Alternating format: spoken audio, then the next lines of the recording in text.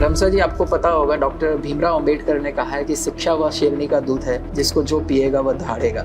और मुझे लगता है कहीं ना कहीं आपके ऊपर भी लागू होती है। और शिक्षा को आपके जीवन में बदलाव के रूप में आप किस प्रकार से देखते हैं? मुस्लिम बच्चियों को कैसे आगे बढ़ना चाहिए, उनके लिए आप कैसे प्रेरणा स्रोत के रूप में खुद को पाती है? हर एक के जीवन में एक पल आता है, एक क्षण आता है जिस समय वो प्रण लेता है। तो आपके जीवन में वो कौन सा क्षण था जिस समय आपने प्रण लिया कि मुझे तो प्रशासनिक सेवाओं में जाना है? प्रीलिम्स तो आपने शायद 4 अटेम्प्ट दिए हैं, थोड़ा अपने अटेम्प्ट्स के बारे में बताइए जरा। मेरे कुछ कमजोर पार्ट हैं, ये मुझे आइडेंटिफाइड है। मुझे एमपी कल्चर में हमेशा प्रॉब्लम हुई है। फैक्चुअल क्वेश्चंस के अलावा आपको क्या इंटरव्यू में क्या क्या खास ऐसा पूछा गया? प्रिपरेशन लाइफ की आई वुड से सबसे बड़ी मिस्टेक ये रही है कि मैंने प्रायोरिटाइज नहीं किया। तैयारी करते समय कभी तनाव भी रहता है, कभी प्रेशर भी महसूस करते हैं, तो उस दौरान उस मानसिक स्थिति से हटने के लिए क्या करते थे? तो मैंने स्ट्रेस का बेंचमार्क कुछ नहीं रखा, अपने आप को बहुत ज्यादा ही ओवरबर्न किया है, जिससे अब बोल सकते हैं मेरी मेंटालिटी, मेरा माइंडसेट में चेंजेस आए, जहां मुझे फिर मेरे वहां पर मेरे डॉक्टर्स की मुझे हेल्प लगी है। एक कोचिंग सेंटर का रोल जो है नए स्टूडेंट्स के लिए आप किस प्रकार से लेके देखते हैं? देखिए, सिलेक्शन तो कोचिंग से भी होते हैं, सेल्फ स्टडी से भी होते हैं। ऑनलाइन एजुकेशन का सबसे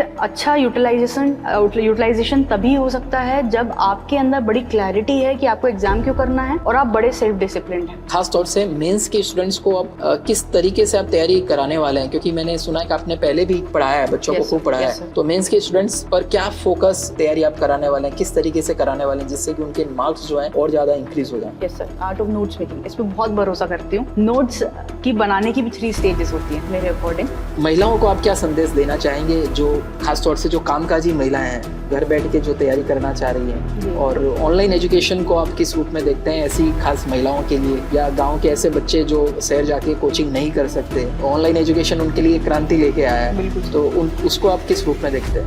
नमस्कार प्यारे विद्यार्थियों, इस समय मेरे साथ में है मिस रमसा अंसारी। जी हाँ, वही रमसा अंसारी जिन्होंने MPPSC 2022 का रिजल्ट, जिसका हाल ही में आया है जनवरी 2025 में, उसमें DSP में ऑल MP में फर्स्ट रैंक प्राप्त की है। रमसा, सबसे पहले तो आपको बहुत बहुत बधाई। Thank you sir, thanks a lot. कैसा लग रहा है सफलता प्राप्त करके आपको? सेटिस्फाइड और एक सुकून बोल सकते हैं कि एटलीस्ट जाके ये जो जर्नी है ये ख़त्म हुई। कितनी लंबी ये जर्नी थी, कहाँ से ये स्टार्ट किया आपने? सर, मैंने अपने ग्रेजुएशन जो मेरा 2017 में कंप्लीट किया था, उसके बाद से ही मैंने जो जर्नी है वो स्टार्ट की है। तो 2018 से लेके ये जर्नी स्टार्ट हुई और जिसका जो कल्मिनेट हुई है 2025 में।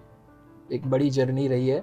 इसके पहले की जर्नी के बारे में कुछ बताइए, अपने पारिवारिक पृष्ठभूमि के बारे में, अपनी शैक्षणिक पृष्ठभूमि के बारे में। सर, मैं मेरी एजुकेशन क्वालिफिकेशंस की अगर हम बात करें तो मेरी स्कूलिंग भोपाल से हुई है, सेंट मेरीज कॉन्वेंट स्कूल। मेरा बैचलर्स इकोनॉमिक ऑनर्स में रहा है from excellence college Bhopal itself, and मेरा मास्टर्स हिस्ट्री में है फ्रॉम इग्नू। मेरी फैमिली की बात करें तो मेरे पापा जो हैं वो लास्ट ईयर ही रिटायर हुए हैं, गवर्नमेंट सर्विसेज थे, वो एग्रीकल्चर डिपार्टमेंट में थे विंध्याचल भवन में। मेरी मम्मी हाउस मेकर थी, एंड वी आर 3 सिस्टर्स। हमारी जो बड़ी बहन है वो चार्टर्ड अकाउंटेंट है EY बैंगलोर में, और जो यंगर सिस्टर हैं अभी वो currently she studying in 2nd year excellence college से। तो 3 बहनें आप हैं जी। बहनों का आपस में किस प्रकार का कोऑर्डिनेशन रहा, आपकी तैयारी में उनका क्या सहयोग रहा? मेरी जो एल्डर सिस्टर है, मेरी एल्डर सिस्टर का इम्पोर्टेंट रोल इस तरीके से रहा कि वो मेरे लिए एक बहुत ही पॉजिटिव कंपटीशन रही, क्योंकि वो बचपन से ज़्यादा तेज़ थी इन कंपैरिजन टू मी। मैं बहुत लेट स्टार्ट किया है, मतलब अच्छा परफॉर्म करना। 7th ग्रेड तक I was a D grader. उसके बाद से जब मैंने ये पेसअप किया वो मैंने अपनी सिस्टर्स से देख के किया है उनको। और सिंस मेरी प्रिपरेशन के टाइम पे she was mostly in Bangalore, उनकी जॉब लग चुकी थी, वो बैंगलोर में थी। मेरी यंगर सिस्टर जो हैं, जो मुझसे 8 साल छोटी हैं, वो मेरे लिए आप बोल सकते हैं जो टेंशन ब्रेकर होती हैं वो होती थी। उनके साथ खेलना, उनके साथ क्लोज रहना, और जो भी ऐसी आप जो अपने पेरेंट्स को बता के उनको बोल सकते हैं ना, उनको परेशान नहीं करना चाहते, वो चीज़ मैं उनसे शेयर करती थी। तो छोटी बहन का इमोशनल सपोर्ट बहुत रहा है, बड़ी बहन का एजुकेशनल और फाइनेंशियल सपोर्ट बहुत रहा है। रमसा, हर एक के जीवन में एक पल आता है, एक क्षण आता है जिस समय वो प्रण लेता है, उस क्षण का उसका बड़ा महत्व होता है। जी सर। तो आपके जीवन में वो कौन सा क्षण था जिस समय आपने प्रण लिया कि मुझे तो प्रशासनिक सेवाओं में जाना है? Sir, that was in 11th class. 11th class में मैं ये बोल सकती हूँ, मैं 8th क्लास से थोड़ा ये श्योर थी कि मुझे गवर्नमेंट की फंक्शनिंग में इंटरेस्ट है। ओके। सिविल्स हमारा एक सब्जेक्ट होता था पॉलिटी और सिविक्स, पढ़ती थी तो अच्छा लगता था। फिर सिंस घर का माहौल भी जो है वो गवर्नमेंट सर्विसेज वाला रहा है, तो ये तो पता था कि जाना इस फील्ड में है। जाना कैसे है वो मुझे 11th में बहुत क्लियर हुआ था कि there is an exam called UPSC और एमपीपीएससी। वहाँ से ये चीज़ श्योर थी मेरे माइंड में कि सर्विसेज तो करना है, सिविल सर्विस की प्रिपरेशन। कोई प्रशासनिक अधिकारी आपके कोई रोल मॉडल रहे हों जिनको देख के आपने सोचा कि मुझे इनकी तरह बनना है? सर ऐसे कोई पर्टिकुलर तो नहीं बोल सकती कि मेरे रोल मॉडल कोई रहे हैं, बट मैंने बहुत सारे लोगों के कामों को पेपर में देखा था या सुना था। ओके। तो इवन जैसे जब कोविड के टाइम पे जिस तरीके से ब्यूरोक्रेट्स काम कर रहे थे, वो हमेशा एक इंस्पिरेशन बोल सकते हैं, वो मोमेंट था मेरे लिए। नाइस। तो आपने 11th क्लास से ही सोच लिया कि मुझे प्रशासनिक सेवा में जाना है? Yes sir. तो आपकी इस जर्नी में किन किन का सहयोग रहा? सर बहुत सारे लोग थे। To start with my teachers, मैं हमेशा एक चीज़ सोचती हूँ और बोलती भी हूँ कि एक कोचिंग इंस्टीट्यूट एक इकोसिस्टम प्रोवाइड करती है, लेकिन जो एक सही डायरेक्शन है वो आपके टीचर्स प्रोवाइड करते हैं। बिल्कुल। सो आई वाज लकी इनफ कि मेरे जो टीचर्स थे वो बहुत अच्छे थे और मुझसे ज़्यादा उनको कॉन्फिडेंस था मेरी स्किल्स पे। इसके साथ साथ मेरे फ्रेंड सर्कल हमेशा डायनामिक रहा है। ऐसे नहीं है सिर्फ स्टूडियस लोग मेरे अराउंड रहे हैं, बहुत सारे ऐसे लोग थे जिनकी सोशल स्किल्स बहुत अच्छी हैं, बहुत सारे ऐसे थे जो लिटरेरी में बहुत अच्छे थे, लिटरेचर अच्छे में थे। तो बड़ा डायनामिज्म था। उस डायनामिज्म की वजह से कभी बोरिंग फील नहीं हुआ कि बड़ी स्टूडियस लोगों के बीच में है, बोरिंग बातें हो रही हैं, बुक वॉर्म्स हैं, ऐसा कभी नहीं हुआ। तो जो रिफ्रेशमेंट होता है वो मेरे सर्कल था, फ्रेंड सर्कल, उनने बहुत ज़्यादा सपोर्ट किया उस चीज़ में भी। बाकी फैमिली तो सर है ही, सबसे बड़ी सपोर्टर, सबसे ज़्यादा जो सेक्रीफाइस करती है वो तो फैमिली ही है। बिल्कुल। आप जिस समाज से आती हैं, आप 3 बहनें हैं। जी सर। और मुस्लिम कम्युनिटी में इतनी पढ़ाई नहीं होती है, हमने देखा है ज़्यादातर, लेकिन आप शुरू से कॉन्वेंट स्कूल में पढ़ी हैं।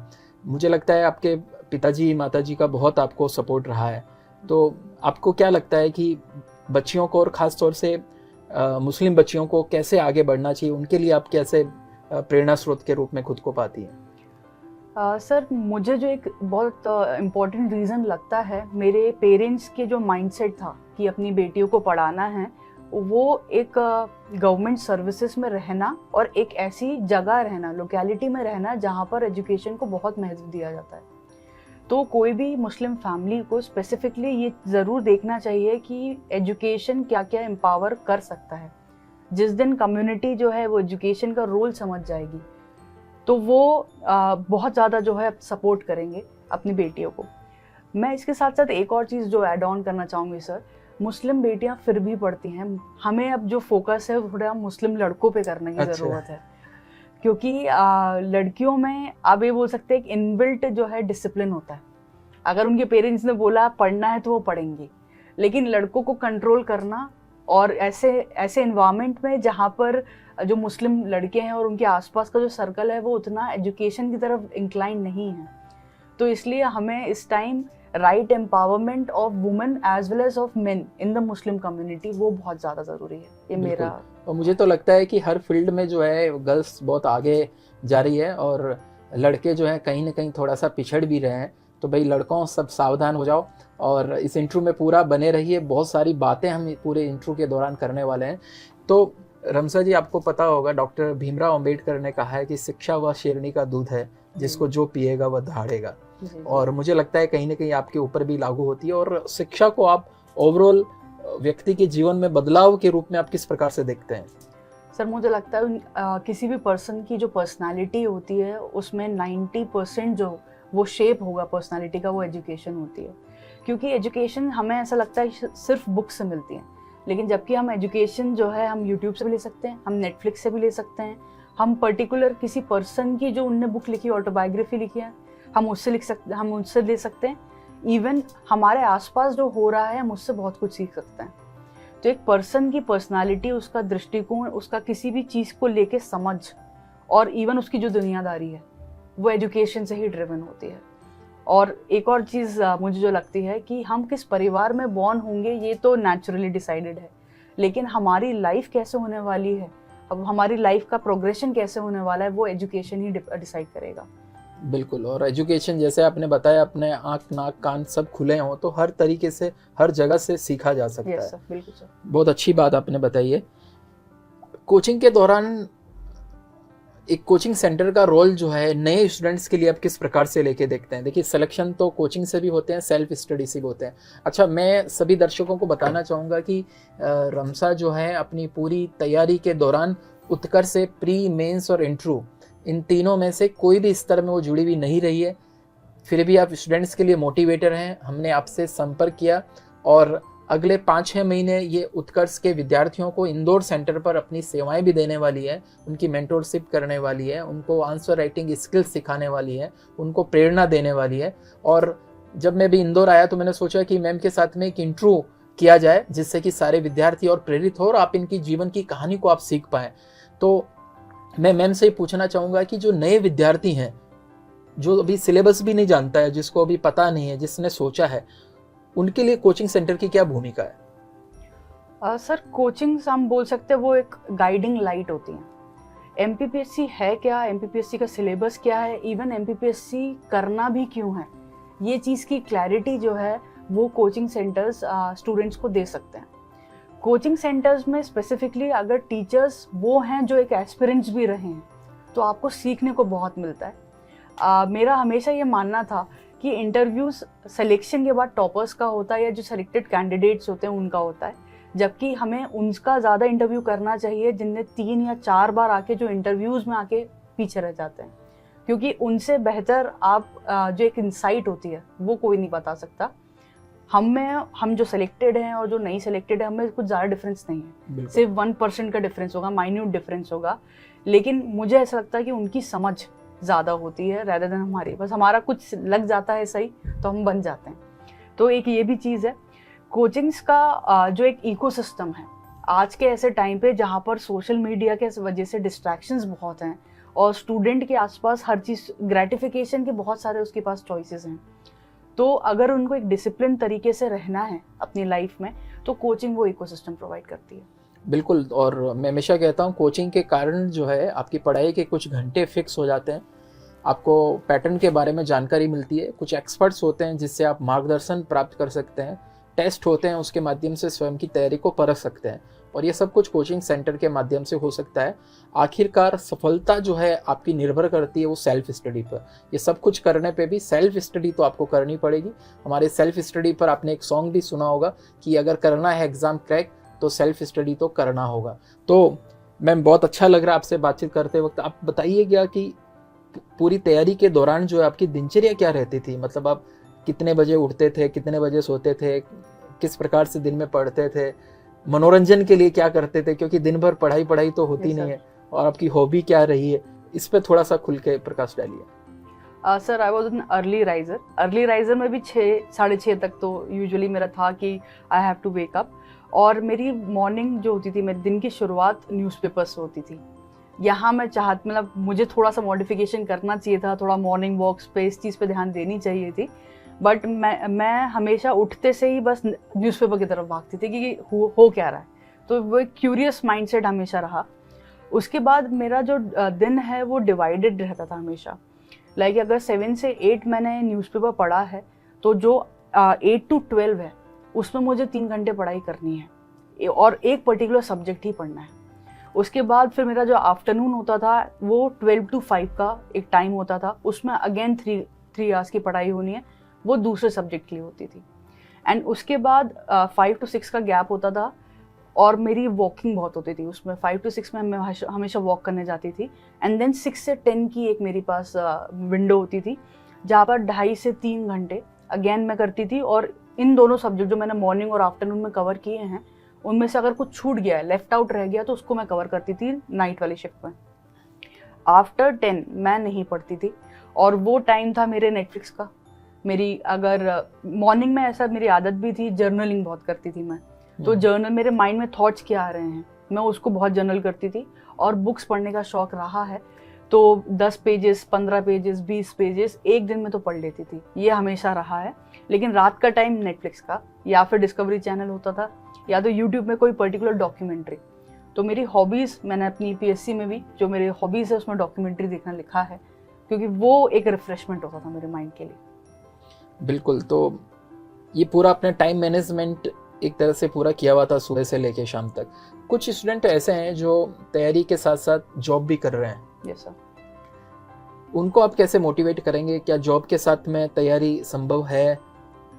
किस प्रकार से वो टाइम दोनों में अपना बांटे, उनके बारे में क्या कहना चाहिए? सर जॉब के साथ प्रिपरेशन पॉसिबल है अगर आपके पास जो टाइम है उसका आप इफेक्टिव यूटिलाइजेशन करें। इफेक्टिव से भी ज़्यादा आई वुड से 100% यूटिलाइजेशन करें, क्योंकि टाइम लिमिटेड होता है, एनर्जी लिमिटेड होती है, कम होती है आपके पास, और आपकी मेंटल स्पेस भी कम हो जाती है आप जब काम करते हैं। तो आपका जो मॉर्निंग वाला शेड्यूल है और जॉब से आने के बाद जो रात वाला शेड्यूल है, आपको उसको बहुत अच्छे से यूटिलाइज करना पड़ेगा। और यहाँ आपका डायरेक्शन बहुत क्लियर होना चाहिए, क्योंकि ये वो एज या फिर वो स्टेज नहीं है जहाँ पर आप ट्राई करें and then you delete something, वो वाली स्टेज नहीं आ सकती यहाँ पर। तो you have to be very clear कि आपको किस डायरेक्शन में पढ़ना है, मतलब पूरा फोकस होके स्टडी उनको करनी पड़ेगी, डिस्ट्रैक्शन उनको सारे दूर करने पड़ेंगे, तो फिर जॉब के साथ में भी वो तैयारी कर सकते हैं, इसमें कोई शक नहीं है। हम परीक्षा के विभिन्न चरणों की तैयारी के बारे में बात करते हैं। सबसे पहले प्रीलिम्स पे आते हैं। प्रीलिम्स की तैयारी के समय आपकी क्या रणनीति थी? किस प्रकार से उसमें आपने तैयारी की? प्रीवियस ईयर के क्वेश्चंस पेपर भी आपने देखे? थोड़ा प्रीलिम्स की तैयारी के बारे में डिटेल में बताइए। सर प्रीलिम्स की तैयारी में हमेशा मेरा जो एवरेज टाइम होता था प्रीलिम्स को पढ़ने का, स्पेसिफिकली प्रीलिम्स को पढ़ने का, वो 2 मंथ्स के अराउंड ही होता था। और प्रीलिम्स में मेरी हमेशा स्ट्रैटेजी रही है, प्रीलिम्स पढ़ने से पहले हमेशा PYQs को एनालाइज करिए और सिलेबस को फिर से देखिए, क्योंकि MPPSC में जो प्रीलिम्स है उसमें अगर हम एक चीज़ नोटिस करेंगे, सिलेबस से बाहर क्वेश्चंस जो है वो बहुत कम होते हैं, 10% के अराउंड होते हैं। तो आपको वो सिलेबस जो है वो टू द पॉइंट याद होना चाहिए, और उस सिलेबस को अगर आपने डिकोड कर लिया तो रिलेटिवली आसान होता है प्रीलिम्स पढ़ना। अब यहाँ पर प्रीलिम्स में एक चीज़ होती है कि यहाँ पर फैक्ट की बॉम्बार्डिंग होती है, बहुत फैक्ट्स याद करने पड़ते हैं। तो जहाँ पर जैसे मुझे पर्टिकुलर अगर MP कल्चर की बात करें और MP में डिफरेंट एरियाज़ हैं, बुंदेलखंड हो गए, बघेलखंड हो गए, उसकी मुझे कुछ याद करना है तो मैप्स का बहुत ज़्यादा यूज़ करती थी मैं। जहाँ हुआ मैंने मैप बनाया है। इसके साथ साथ एक चीज़ और होती थी, जो फैक्ट्स मुझे याद हो गए हैं उनको साइड कर देती थी, और जो याद नहीं हो रहे हैं उनको मैं बिल्कुल सेपरेटली लिखते जाती थी। तो अगर मेरे 100 पेजेस के नोट्स हैं प्रीलिम्स के 2 या 3 हफ्ते पहले, वो 100 में से सिर्फ 10 पेज ही बचते थे, और वो नोट्स उसमें वो चीज़ें होती थी जो मुझे याद नहीं हो रही, जहाँ कन्फ्यूजन ज़्यादा होता है। तो प्रीलिम्स में मेरा हमेशा टारगेट ये रहता था, फोकस उन चीज़ों पे करें बिल्कुल लास्ट मंथ में जहाँ आपको याद करने में दिक्कत हो, क्योंकि ये आपकी मेमोरी का तो टेस्ट है प्रीलिम्स, आपकी मेमोरी और आपकी रिसर्च का टेस्ट तो है प्रीलिम्स। बिल्कुल, तो प्रीलिम्स में आपने एक तो PYQ पे, प्रीवियस ईयर क्वेश्चंस पे बहुत ध्यान दिया, और जैसे ही बताया सिलेबस को डिकोड करना, तो ये अपने आप में बहुत बड़ी बात है। प्रीवियस ईयर के क्वेश्चंस अगर सॉल्व करते हैं और उसके इर्द गिर्द बनने वाले सारे क्वेश्चंस अपन सॉल्व करते हैं तो प्रीलिम्स काफ़ी आपका आसान हो जाता है, और टू द पॉइंट सिलेबस पर उस पर फोकस रहना पड़ता है। प्रीलिम्स तो आपने शायद 4 अटेम्प्ट दिए हैं, थोड़ा अपने अटेम्प्ट्स के बारे में बताइए जरा। सर मेरा फर्स्ट अटेम्प्ट 2018 था, ओके, और 18 में मैंने फिर इंटरव्यू दिया।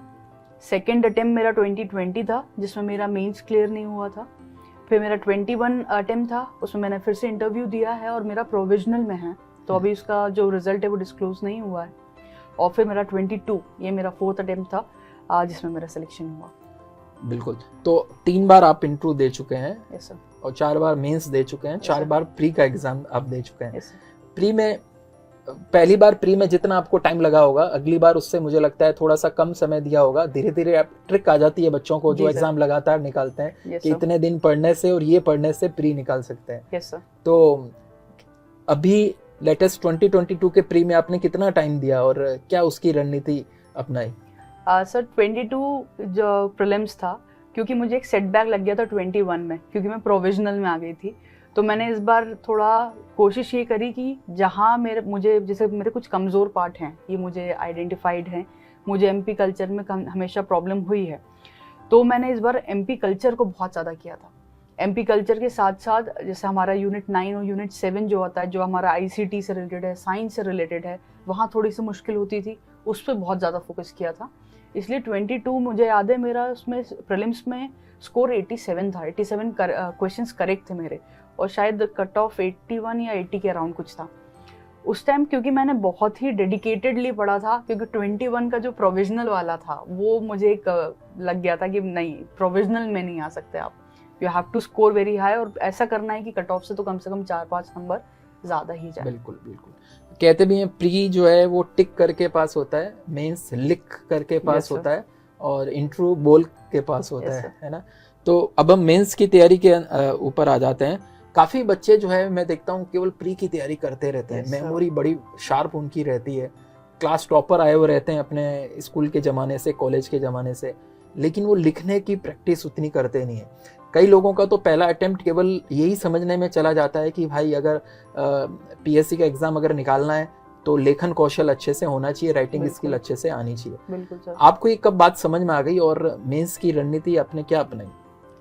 सर ये चीज़ तो बहुत क्लियर थी कि आंसर राइटिंग आपकी स्ट्रांग होनी चाहिए, और एक और भी बोल सकते हैं, मुझे आंसर लिखना पसंद था, मुझे राइटिंग पसंद थी, मुझे शॉर्ट स्टोरीज लिखना पसंद था, और अच्छी वोकैब यूज़ करना पसंद था। तो राइटिंग पसंद थी, तो इसलिए मेरे लिए प्रीलिम्स थोड़ा सा डिफिकल्ट होता था याद करने में, बट मेंस मेरे लिए रिलेटिवली आसान होता था। क्योंकि अगर लैंग्वेज आपके पास है, एक्सप्रेशन आपके पास है, और फैक्ट्स आपके पास है, कंसेप्ट आपके पास है, तो आपका मेंस जो है वो स्ट्रॉन्ग रहेगा। कई बच्चे जो है वो मेंस से तो बड़ा डरते हैं, प्री पास कर लेते हैं, मेंस से डरते हैं, लिखने से डरते हैं, तो उनके लिए आप क्या संदेश देना चाहेंगे? आप ये चीज़ इम्पॉर्टेंट है कि मेंस आप प्री निकाल लीजिए, फिर आप मेंस में आके बहुत बुरी तरीके से सफ़र करेंगे, और वो आपको रिग्रेट बहुत होगा। ये चीज़ बहुत इंपॉर्टेंट है। ये एक 3 लेवल में डिवाइडेड एक एग्ज़ाम है, जहाँ पर आपको प्रीलिम्स निकालना है, उसके साथ साथ मेंस भी निकालना है। तो मेंस की इम्पोर्टेंस आपको समझनी पड़ेगी। और दूसरी इम्पॉर्टेंट चीज़ ये है कि मेंस जो है, अगर आपका फैक्चुअल नॉलेज स्ट्रॉन्ग है, इसके साथ साथ आपको लैंग्वेज जो है, आपका एक्सप्रेशन जो है, अगर वो क्लियर है, तो आपकी मेंस जो है विथ प्रैक्टिस हो सकती है। तो जो एक डर की भावना बहुत ज़्यादा जो रहती है, हम अपने आप को अंडर एस्टिमेट कर लेते हैं कि हम लिख भी पाएंगे कि नहीं पाएंगे। और एक सबसे बड़ा डर जो मैंने पीएससी के स्टूडेंट्स में देखा है कि हमारी राइटिंग बहुत ख़राब है। राइटिंग आपकी तभी सुधरती है जब आप ज़्यादा लिखते हैं, वरना राइटिंग नहीं सुधरेगी। तो अगर आप ज़्यादा नोट्स बनाएंगे, ज़्यादा प्रैक्टिस करेंगे, तो ऑटोमेटिकली आपकी जो अक्षर बनाने का तरीका है वो चेंज होता है, राइटिंग चेंज हो जाती है। तो वो जो है, जो एक माइंड में जो हमने ऑब्स्टिकल्स बना के रखे हैं, वो चेंज तभी होगा जब हम प्रैक्टिस करेंगे। ये तय समय सीमा में क्वेश्चन पेपर पूरा अटेंड करने के लिए भी प्रैक्टिस जरूरी है। बिल्कुल सर, बिल्कुल। तो आप प्री में और मेंस में दोनों में टेस्ट सीरीज का आप कितना महत्व मानते हैं कि बच्चों को टेस्ट ज़्यादा से ज़्यादा क्यों देना चाहिए, वो जरा सबको बताएं। सर मुझे ऐसा लगता है कि प्रीलिम्स में जो आप टेस्ट देते हैं, उसका एक एडवांटेज ये होता है कि आपको स्मार्टली कोई भी ऑप्शन को एलिमिनेट कैसे करना है वो समझ में आ जाता है। मेंस के लिए मुझे ये चीज़ लगती है कि आपने इतना सारा पढ़ा है, और उस मोमेंट में आप कितना रिकॉल कर पा रहे हैं, वो भी एक आर्ट है। और रिकॉल करने के साथ साथ आप कितने इफेक्टिवली उसको लिख पा रहे हैं, वो बहुत इंपॉर्टेंट हो जाता है। तो दोनों का टेम्परामेंट बड़ा अलग है, प्रीलिम्स का टेम्परामेंट अलग है, मेंस का टेम्परामेंट अलग है। और पीएससी एक ऐसी परीक्षा है, यूपीएससी में हम थोड़ा सा अलाइनमेंट देखते हैं कि भाई प्रीलिम्स में भी आपको बहुत कंसेप्ट चाहिए, और वही कंसेप्ट को लिखना आपको मेंस में पड़ता है। एमपीपीएससी में यहाँ पर ऑब्जेक्टिव नॉलेज जो है वो प्रीलिम्स में चाहिए, और objective plus deeply subjective knowledge आपको मेंस में चाहिए। तो यहाँ थोड़ा सा डिफरेंट चीज़ें हैं, टेम्परामेंट डिफरेंट है, और ये समझना बहुत ज़रूरी है। आपने खुद ने अपने भी नोट्स बनाए? बिल्कुल सर, मैं ये नोट्स के साथ साथ मैं हमेशा एक आर्ट ऑफ नोट्स मेकिंग इस पर बहुत भरोसा करती हूँ। नोट्स की बनाने की भी 3 स्टेजेस होती हैं मेरे अकॉर्डिंग। पहला नोट्स वो होता है जो बच्चा एक्चुअली बुक को ही कॉपी कर देता है, वो होता है। दूसरा जो होता है, वो जो आपने पहले बुक बना दी है, आप उसको डिफरेंट क्वेश्चन आंसर फॉर्मेट में लिख सकते हैं, या तो आप डिफरेंट हेडिंग्स के साथ आप लिख सकते हैं। तीसरा जो होता है वो होता है सिनॉप्सिस। सिनॉप्सिस में सिर्फ आपको जैसे पॉइंट्स लिखने होते हैं।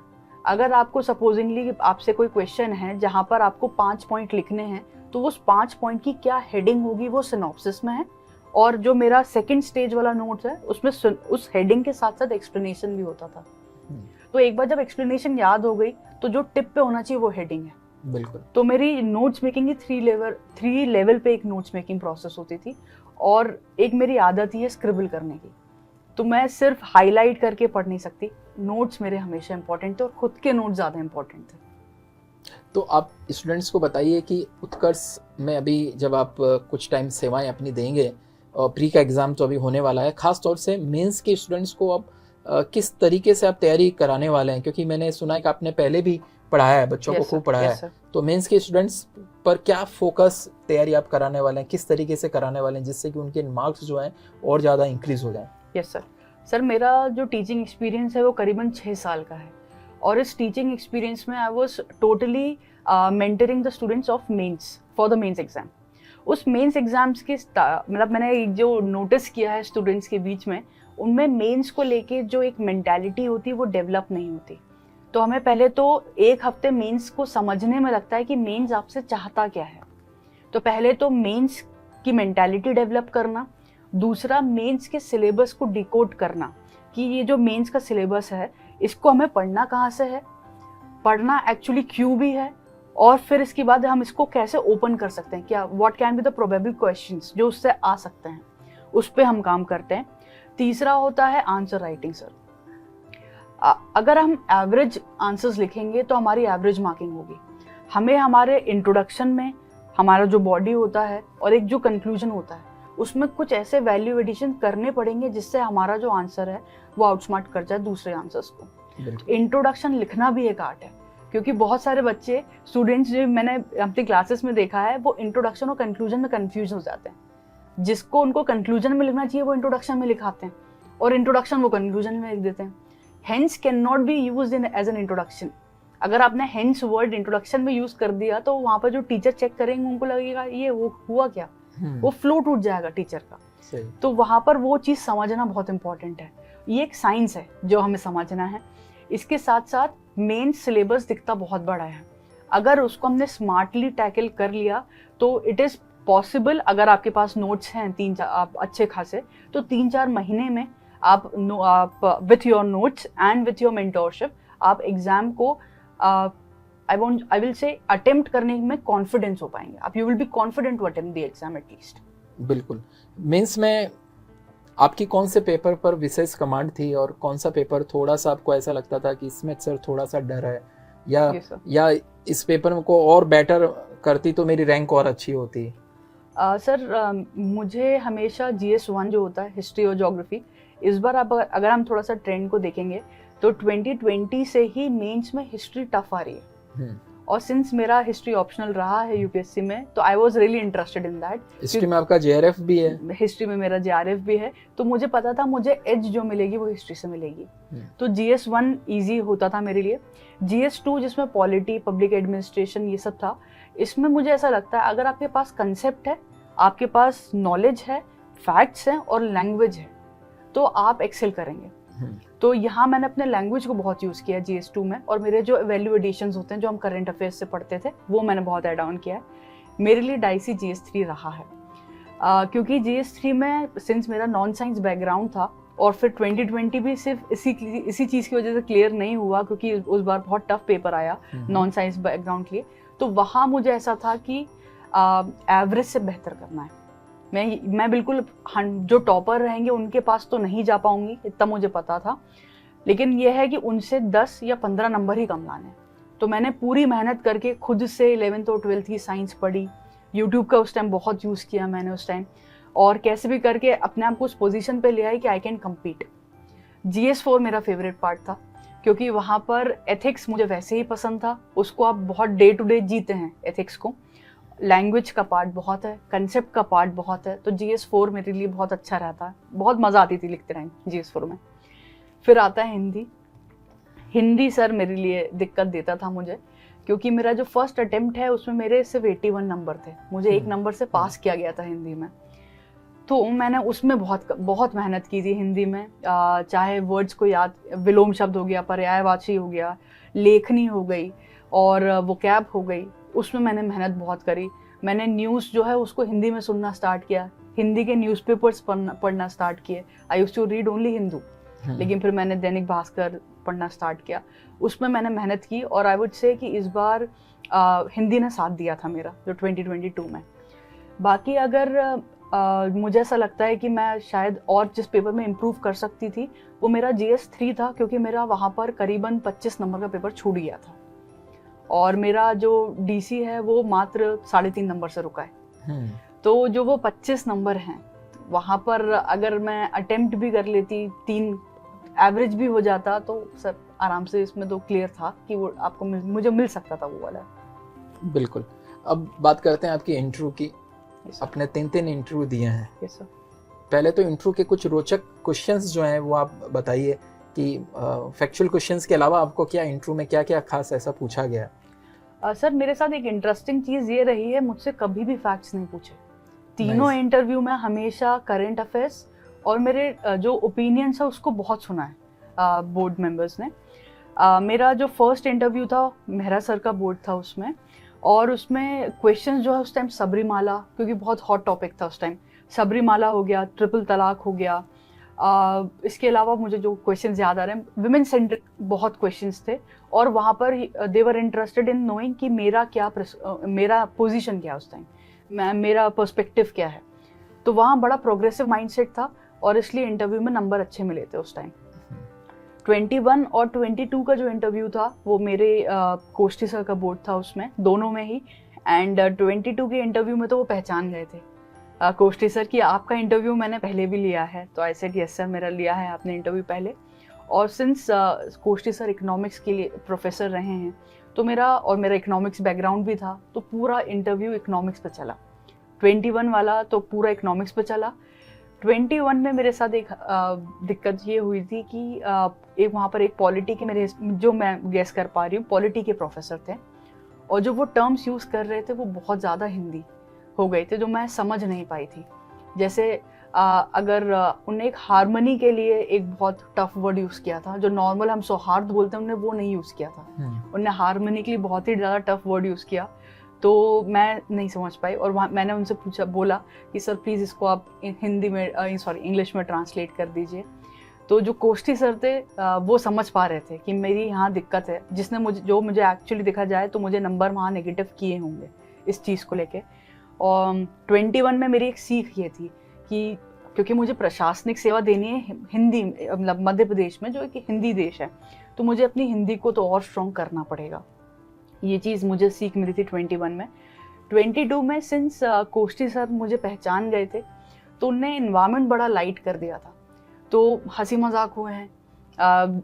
जो बोर्ड मेंबर्स थे उनने आपस में जोक्स शेयर हुए थे। और इकोनॉमिक्स में कमांड थी, मुझे बोर्ड यूज़ करने को बोला गया। एक बड़ा इंटरेस्टिंग क्वेश्चन था, मुझसे पूछा गया था कि what is economics of Eid, मतलब हम ईद में इकोनॉमिक कंसेप्ट को कैसे अप्लाई कर सकते हैं। तो इसमें मैंने शॉपिंग का नाम लिया, सिमैया बनाने का नाम लिया था। तो यहाँ से जो इंटरव्यू था बड़ा लाइट हो गया था। मार्क्स इंटरव्यू में आपको क्या क्या मार्क्स मिले तीनों इंटरव्यू में? सर 2018 में 135 मिले थे मुझे। 2021 का सिंस रिजल्ट नहीं आया तो मुझे नहीं पता इंटरव्यू में मार्क्स कितने रहे होंगे उसमें। 2022 में 120 मार्क्स थे। ओके। जो मेरी एक्सपेक्टेशन से बहुत कम थे। जिस तरीके से मेरा इंटरव्यू गया था और जो माहौल एक कॉर्डियल बड़ा इन्वायरमेंट बना था, so I was expecting good marks. So return में कितने मिले आपके सारे पेपर्स के मिला के? It is 760। तो टोटल मार्क्स आपके 880? यस सर, 880.5 ऐसा कुछ। 880। तो परसेंटेज में कितना हो गए मार्क्स आपके? सर नो आइडिया, परसेंटेज नहीं निकाला? नो आइडिया सर, निकाल। जो फर्स्ट रैंकर है उससे आपके मार्क्स में कितना डिफरेंस है? उनके शायद मेरे ख्याल से 904 है सर। 904? Yes sir. मतलब 24 मार्क्स का अंतर है। यस सर, 24 मार्क्स का। बिल्कुल। इंटरव्यू के दौरान, तैयारी के दौरान जो है, मॉक इंटरव्यूज आपने कितने दिए? मॉक 2 ही दिए हैं सर। 2 दिए। मॉक इंटरव्यू का महत्व रहता है? सर रहता भी है, रहता है। यस सर, मैं बोलूँगी बिल्कुल रहता है। इसका रियलाइजेशन मुझे बाद में हुआ, लेकिन एक चीज़ मुझे जो समझ में आई कि एक अगर आपके पास यहाँ पर भी अगर एक डायरेक्शन देने के लिए अगर आपके पास एक टीचर हैं तो आपका इंटरव्यू बहुत चेंज हो सकता है। इंटरव्यू में पर्सनालिटी, मुझे हमेशा ये चीज़ लगती थी कि it is a test of your personality, but उसके साथ साथ आपको आपकी पर्सनालिटी फिट कितनी होती है गवर्नमेंट में ये भी देखना पड़ेगा। आप प्रोग्रेसिव माइंडसेट के हैं तो आप एक्टिविस्ट भी हो सकते हैं, आप एनजीओ में भी जा सकते हैं, आप पॉलिटिशियन भी हो सकते हैं, but you have to be a government servant. तो आपको कहीं ना कहीं वो एक गवर्नमेंट सर्वेंट वाली पर्सनालिटी बनानी पड़ेगी। ये मुझे इस इंटरव्यू 2022 की इंटरव्यू के बाद मेरी रियलाइजेशन है कि आपको वैसी पर्सनालिटी रखनी चाहिए। और ये जो मेरे मुझे जिनने हेल्प की थी इंटरव्यू में, उनने मुझसे कहा भी था ये वाली चीज़ कि रामशा आपकी पर्सनालिटी एक्सपोजर वाली दिख रही है, लेकिन it is more of an activist और वैसी वो पर्सनालिटी दिखती है rather than being a civil servant, जहाँ मुझे लगता है और काम करने की ज़रूरत है। तो मॉक इंटरव्यूज़ आपकी नॉलेज में ऐड करते हैं, आपकी जो इंसाइट्स होती हैं वो बहुत अच्छी होती हैं मॉक इंटरव्यूज़ में, बट इसका एक नेगेटिव पार्ट भी है कि वो आपको कंफ्यूज भी कर सकते हैं। तो अनटिल अनलेस आप में क्लैरिटी है कि ये मेरा प्लस पॉइंट है और मेरा नेगेटिव पॉइंट भी ये है, तो जो नेगेटिव पॉइंट है प्लीज़ आप उस पर काम करिए, प्लस पॉइंट को आप मत छेड़िए। बिल्कुल, मॉक इंटरव्यू से यही पता चलता है लगातार कि उनका कॉन्फिडेंस कैसा है, यस सर, क्वेश्चन आंसर करना देना सीखते हैं वो। यस सर, तो ये सब कुछ मॉक इंटरव्यू से फ़र्क पड़ता है। कुछ डिफरेंट क्वेश्चंस मैं पूछता हूँ आपसे। परीक्षा की तैयारी के दौरान सबसे बड़ी चुनौतियाँ क्या थी आपके सामने? यस सर, चैलेंजेस क्या थे आपके? सर सबसे बड़ा चैलेंज जो मेरे साथ था वो था बहुत सारी चीज़ों को मैनेज करना। मेरी प्रिपरेशन लाइफ की आई वुड से सबसे बड़ी मिस्टेक ये रही है कि मैंने प्रायोरिटाइज नहीं किया। I was preparing for PSC, I was preparing for UPSC, I was also doing a job. तो इन तीनों चीज़ों में जो एक बैलेंस होता है। UPSC में आपका क्या रहा, रिजल्ट क्या रहा? सर मैंने 4 अटेम्प्ट्स दिए हैं, मेंस लिखे हैं उसमें, बट मेरे हमेशा जो मेन से बड़े कम नंबर से रुके हैं। और उसका रीज़न मुझे पता है कि जब तक आप फुल अटेंशन नहीं देंगे UPSC को, UPSC विल नॉट पे बैक। तो ये चीज़ मुझे बिल्कुल। अभी भी तैयारी कर रहे हैं आप UPSC? यस सर, मैंने PSC की प्रिपरेशन अब ख़त्म की है और अब मेरा जो नेक्स्ट अटेम्प्ट होंगे वो UPSC ही होंगे अब। बहुत अच्छा। तो आप सभी दुआ कीजिए कि UPSC में रमसा मैम जो है वो क्लियर कर जाए और आने वाले दिनों में हम आपका UPSC का इस प्रकार से इंटरव्यू ले रहे हों। Thank you sir. जब कभी निराशा महसूस होती थी, ऐसा तो है नहीं कि हमेशा ही यस सर, कॉन्फिडेंस हाई रहता है और टॉप मोटिवेट रहते हैं, yes, तो कई बार निराशा भी होती होगी। Yes sir. उस समय निराशा को कैसे दूर करते थे? सर फैमिली सपोर्ट सबसे ज़्यादा। इनिशियली मुझे लगता था परेशान नहीं करना चाहिए फैमिली को, क्यों आप अपनी टेंशन पेरेंट्स के साथ साझा कर रहे हैं, लेकिन मुझे ये समझ में आया कि अगर आप वो नहीं करेंगे तो आप कभी लाइट महसूस नहीं करेंगे। जो पेरेंट्स और फैमिली की जो प्लेस है वो फ्रेंड्स रिप्लेस नहीं कर सकते। तो एक ये चीज़ थी, फैमिली बहुत ज़्यादा, फ्रेंड्स, और फ्रेंड्स भी वो वाले फ्रेंड्स जो प्रोडक्टिवली आपको सपोर्ट करें। ऐसा नहीं है कि वो आपको पार्टीज में ले जा रहे हैं, वो वाला जो है वो टाइम किल हो जाएगा और वो बड़ा ही नेक्स्ट लेवल ऑफ चीज़ें, बहुत ही आपका डायरेक्शन बड़ा चेंज हो सकता है अगर उस कैटेगरी के आपके पास फ्रेंड्स है तो मेरे पास हमेशा ऐसे फ्रेंड्स रहे हैं जिनने मुझे ग्राउंडेड रखा है मेरी रियलिटी में और मेरे स्किल्स पे बड़ा कॉन्फिडेंट रखा है, कॉन्फिडेंस था उनको। तीसरे मेरे टीचर्स सबसे ज़्यादा, और मैं हमेशा, मेरी पता नहीं एक आदत है कि I want to have a teacher around me, और ये आदत मेरी स्कूल टाइम से ही है और मैं बिल्कुल उनसे स्टिक रहती थी। वो अगर किसी स्टूडेंट की काउंसलिंग भी कर रहे हैं तो मैं पीछे जाके बैठ जाती थी just to hear them out. तो जो मेरे टीचर्स हैं, और ये टीचर्स भी लाइफ कोचेस भी, तो जो टीचर्स नहीं है लेकिन लाइफ कोच रहे हैं मेरे, जिनसे मैंने बहुत सीखा है, तो इन तीनों ने ही, फैमिली, स्टूडेंट्स और मेरे लाइफ कोचेस, इन तीनों, अगर मुझे कोई भी परेशानी हो पहले तो मैं खुद अपने आप से डील करने की कोशिश करूंगी, नहीं समझ में आ रहा है then these 3 channels were open. Nice. और जाहिर सी बात है तैयारी करते समय कभी तनाव भी रहता है, कभी प्रेशर भी महसूस करते हैं, तो उस दौरान उस मानसिक स्थिति से हटने के लिए क्या करते थे? सर एक मेरी लाइफ का, आई वुड से मेरी प्रिपरेशन का दूसरा रिग्रेट ये था कि मैंने अपनी फिजिकल हेल्थ और मेंटल हेल्थ पे उतना ध्यान नहीं दिया। मुझे ये लगता था कि स्ट्रेस होना इज नॉर्मल, बट हमें एक बेंचमार्क, एक टॉलरेंस लिमिट हमें सेट करनी चाहिए, और जब वो टॉलरेंस लिमिट अगर हम सेट नहीं करते तो हम हमारे ऊपर ही बोल सकते हैं कि वी आर हार्मिंग आवरसेल्व्स।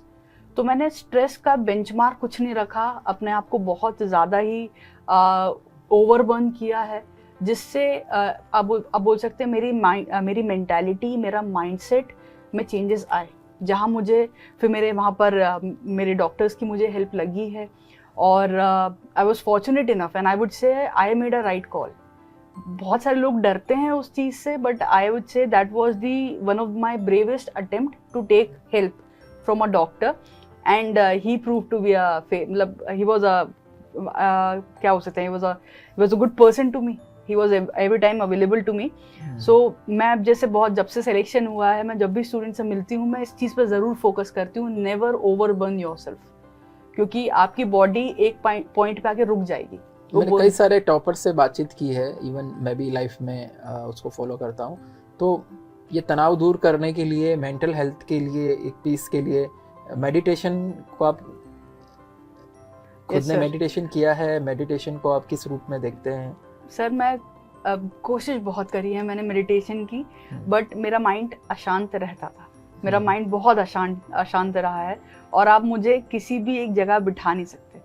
ये आई डोंट नो ये क्यों पर्सनालिटी ट्रेट है मेरे अंदर, ये वाली चीज़ वो मुझे सही करना है, मुझे मेडिटेशन करना सीखना है, मुझे माइंडफुल होना सीखना है। तो यही वाली चीज़ है कि जो स्ट्रेस कम करने के लिए मैंने हमेशा बातचीत करना, कम्युनिकेशन, मेरी बुक्स, मेरी फैमिली, मैंने इसका बहुत ज़्यादा यूज़ किया है। योगा मुझे सीखना है, मेडिटेशन मुझे सीखना है, मेरी फिटनेस, मैं क्रिकेट बहुत अच्छा खेलती थी, मैं टेबल टेनिस बहुत अच्छा खेलती थी, लॉन टेनिस बहुत अच्छा खेलती थी, सब छोड़ दिया था मैंने, तभी वो फिर मेरी फिजिकल फिटनेस पे भी उसका असर दिखा। मुझे ये चीज़ वापस लानी है। सो एक बोल सकते हैं अभी वो चैप्टर मेडिटेशन तो बाद में सर्विस के दौरान भी आपके बहुत काम आएगा। यस सर बिल्कुल। उसका और स्ट्रेस दूर करने के लिए जैसे आपने बताया कि एक तो फैमिली और फ्रेंड्स से बातचीत कर लेना, ये सभी बताते हैं अच्छा है। दूसरा यही रहता है कोई दौड़ लगा देता है, खेल के दूर कर लेता है, तो ये भी रहता है। और तीसरा मेडिटेशन, बिल्कुल ये तीनों मतलब सिद्ध चीजें हैं, करी हुई चीजें हैं कि ये करते रहिए। फॉर्मूला है एक तरह से, ये स्ट्रेस को दूर करना, ये 3 काम करिए तो दूर हो ही जाएगा। तो काफी अच्छा। महिलाओं को आप क्या संदेश देना चाहेंगे, जो खास तौर से जो कामकाजी महिलाएं हैं, घर बैठ के जो तैयारी करना चाह रही हैं, और ऑनलाइन एजुकेशन को आप किस रूप में देखते हैं ऐसी खास महिलाओं के लिए, या गांव के ऐसे बच्चे जो शहर जाके कोचिंग नहीं कर सकते, ऑनलाइन एजुकेशन उनके लिए क्रांति लेके आया है, तो उसको आप किस रूप में देखते हैं? सर ऑनलाइन एजुकेशन मुझे ऐसा लगता है कि उसने एजुकेशन को ज़्यादा एक्सेसिबल और अफोर्डेबल बनाया है। ऑनलाइन एजुकेशन का सबसे अच्छा यूटिलाइजेशन तभी हो सकता है जब आपके अंदर बड़ी क्लैरिटी है कि आपको एग्ज़ाम क्यों करना है, और आप बड़े सेल्फ डिसिप्लिन्ड हैं। एजुकेशन में आपके पास ऑप्शंस बहुत ज़्यादा हो जाते हैं ऑनलाइन एजुकेशन में, कि आप मल्टीपल टीचर्स से पढ़ सकते हैं, इंटरेस्टिंग वे में पढ़ सकते हैं। Because of the technological revolution हम अब ज्योग्राफी को हम बिल्कुल इमेजिन भी कर सकते हैं और देख भी सकते हैं, हम लिव भी कर सकते हैं उसके साथ। सो उसने बड़ी हेल्प किया है, क्रिएटिव थिंकिंग हमारी बढ़ाई है, और अच्छे लोगों, अच्छे टीचर्स, अच्छे मेंटोर्स से हमें कनेक्ट करने के लिए बिल्कुल ऑनलाइन जो है एजुकेशन वो बहुत इम्पॉर्टेंट है।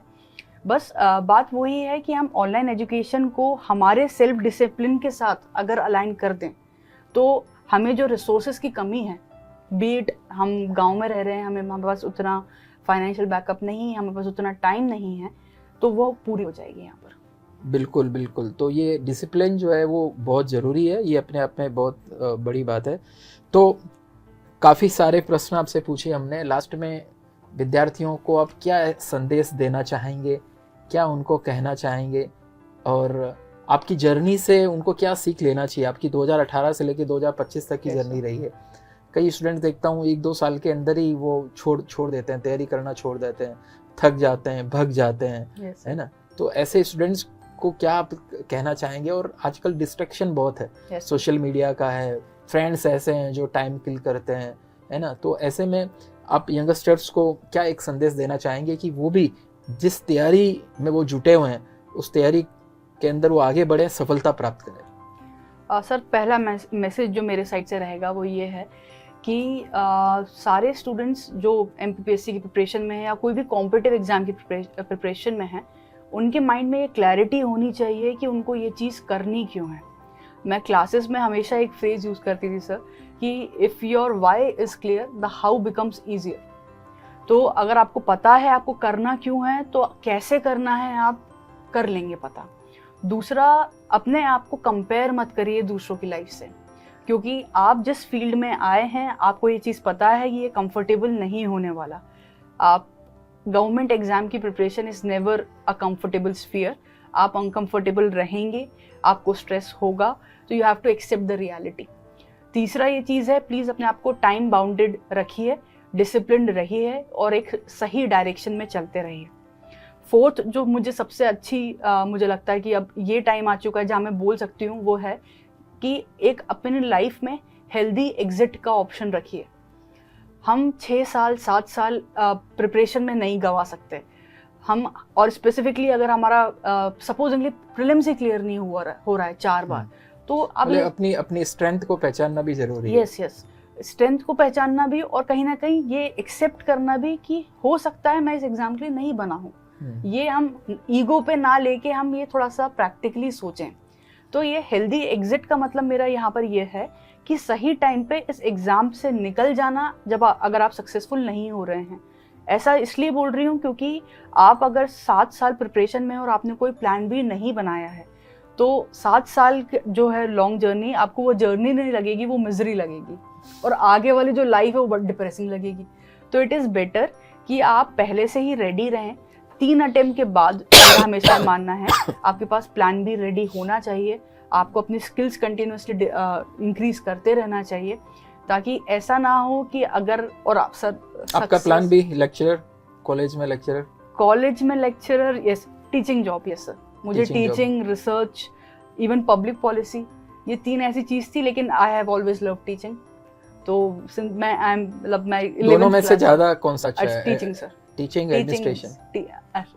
ये सर ऐसा कॉल है सर, एडमिनिस्ट्रेशन भी टीचिंग ही है देखा जाए तो। हम ग्राउंड पे उतर के हमारी गवर्नमेंट पॉलिसीज को लोगों को समझाएंगे, सिखाएंगे ही सर। तो that is also a teaching, but teaching is a passion for me. तो ये 4 चीज़ें मुझे लगता है बहुत इंपॉर्टेंट है। आप कंसिस्टेंट रहिए, आपके माइंड में क्लैरिटी होनी चाहिए, और आप कॉन्फिडेंट रहिए अपने स्किल्स पे। तो आपको, आपके लिए ये एग्ज़ाम निकालना, to sail through this exam becomes much easier. बिल्कुल। तो आपने भी देखा है रमसा अंसारी जी के साथ में हमने काफ़ी सारी बातचीत की।